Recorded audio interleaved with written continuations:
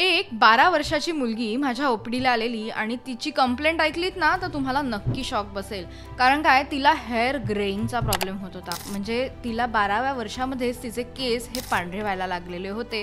त्यामुळे तिचे आई वडील सुद्धा खूप टेन्शनमध्ये होते. तिला मी विचारलं की तुझ्या आहारामध्ये तू सकाळी उठल्यावर चहा पोळी किंवा चहा बिस्किट्स घेत आहेस का, किंवा चेहऱ्यावर पिंपल्स येणं किंवा तुला राग जास्त येणं असे सिम्पटम्स आहेत का. तर ती म्हणाली, हो मॅडम, मला हे सगळे सिम्पटम्स आहेत. म्हणजे तिची प्रकृती ही पित्त प्रकृती होती. त्याचबरोबर ती विरुद्ध आहाराचं सेवन सुद्धा करत होती आणि स्ट्रेस सुद्धा जास्त घेत होती. तर ह्यावर साधा सोपा उपाय काय करायचा, तर आवळा चूर्ण घ्यायचं, ते गाईचं तूप किंवा खोबरेल तेल छान भाजून काळं होईस तो भाजून घ्यायचं आहे आणि त्यानंतर ते पाण्यात भिजवायचं आहे. केसांना लावून ते 20 मिनिटं लावून ठेवायचं आहे आणि नंतर तुम्ही तुमच्या शॅम्पूनी हेअर वॉश करू शकता. तुम्हाला मुळातून काळे केस येण्यासाठी आणि जे पांढरे झालेले आहेत ते काळे होण्यासाठी सुद्धा मदत होऊ शकते.